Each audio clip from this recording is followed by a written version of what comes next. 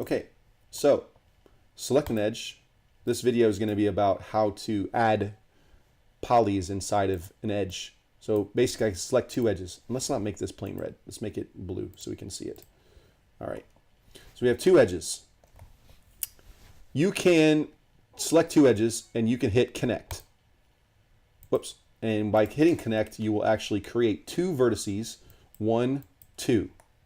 All right. That's one way you can create geometry.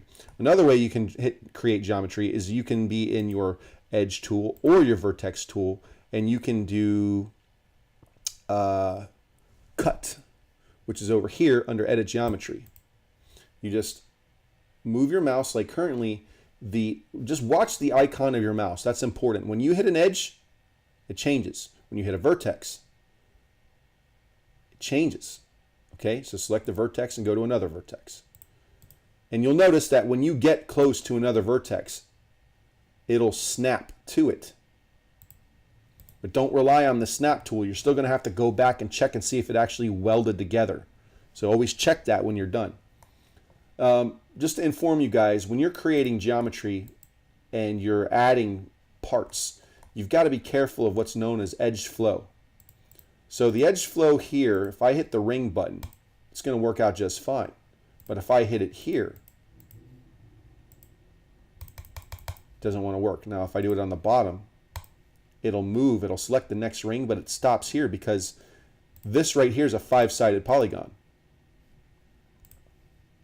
This guy right here and this guy right here, they're 5-sided polys. So how you deal with that is you've got to move and complete the edge.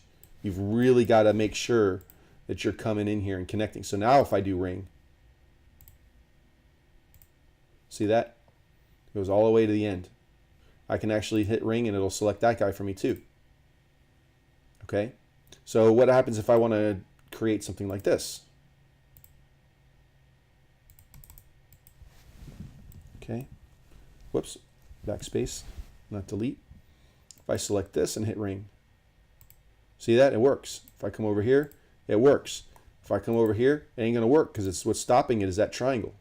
It doesn't know what to do next. Okay? So try to, when you're running a cut, try to complete what we call an edge loop. If you can have two parallel columns, that's what you want. You want two nice parallel columns. Always try to split it in quads if you can. So I can come over here and I can hit collapse. And now I've got quad going this way like this. All my quads hit a nice fluent ring. Or I can just hit this and hit ring. Okay, if I hit ring here, it ain't going to work.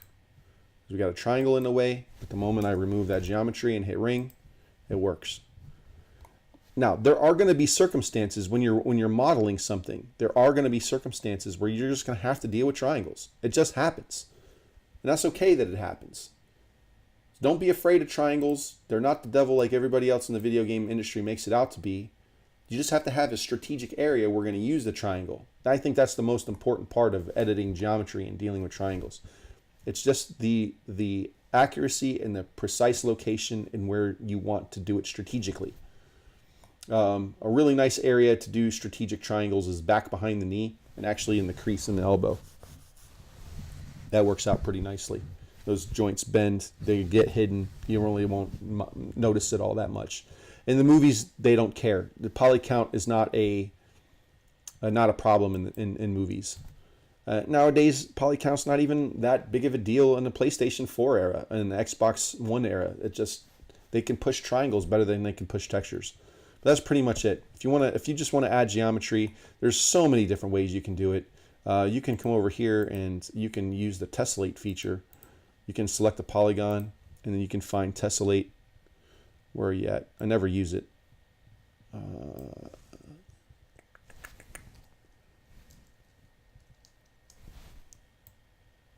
Where are you hiding? Essentially, tessellate would look like this. I think on your keyboard, if you press T, it will do this. It'll divide your geometry up for you. It'll put a subdivision in there. It's a really cheap mesh smooth. So if we select all of it and we can put a tessellate modifier on here. Tessellate. There we go. It's basically coming over here and cutting all your quads and putting a triangle in the middle. It is subdividing it. It is doing it. It's just doing it really terribly. You can come in here and change the tessellation if you want to. Okay? That is an additional thing. You're increasing geometry by doing this. If you really want to tessellate something the right way, though, try using a mesh smooth. Okay? A mesh smooth, which is over here. Okay? It looks like it didn't do anything, but if I take it off NURMS and then do classic or quad output, let's just do classic. Oh, I have to turn off this ISO line display. Where's that at? Quad output, ISO line. Turn that off. There we go. So Mesh Smooth will subdivide everything for you in quads without putting or applying triangles. You can also increase the iterations and subdivide that way. This is a great use for testing with fabric. I would not suggest using a Mesh Smooth. I would use a Delaney mesh, which is a completely different story for a different day. Okay, so going back to Mesh Smooth, this should be a separate lesson, but that's okay. It still has to do with subdividing an object or adding verts. You can come over here instead. You can apply a Turbosmooth. Okay, so I turned off my Mesh Smooth and now I'm looking at a Turbosmooth. A Turbosmooth is actually, in essence, if I understand this correctly, one Turbosmooth is supposed to equal 2 subdivisions of a Mesh Smooth. That's what I was taught. Visually, it doesn't look like that. It looks like it's 1-to-1. But I don't use Mesh Smooth. I use Turbosmooth. This is supposed to be the new and better way of subdividing geometry. This is really good for making something look smooth. So how can we really make this a practical application here? So let's take our dude, unfreeze all. I'm going to call him Greg. Let's take Greg, and we can come over here and put a Turbosmooth on this guy. What's he going to do? Well, it's just going to cut and add geometry all the way through and through.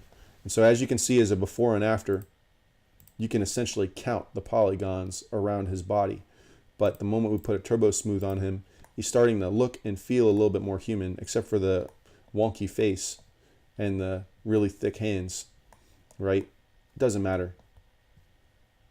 Can hit smooth again as many times as we want. Just understand, the more polys that you have in the scene, yes, he looks super smooth and it's great and it's fun and it looks great, but who cares? Like, you just don't do this. This is like, I'm now at 1,500,000 polys for this guy. You don't do this. This is not something you do ever, like, except for when you're in a movie and you're being paid to make it kind of stuff. So even it's one Turbosmooth, okay, it's one Turbosmooth. We got 23,512, and now I'm going to actually put a Mesh Smooth on here, and that's what I should have been calculating like an idiot. I sound like a rookie. My bad. Let's go Mesh Smooth. There we go. It's correct what they say. One Turbosmooth equals 2 Mesh Smooths. So, and we can tell right here by the statistics. So it was just the way that it's displaying. Okay, it's deceptive. Who cares? Whatever. Just use Turbosmooth. That's all I'm saying. So there you go. That's how you subdivide more geometry.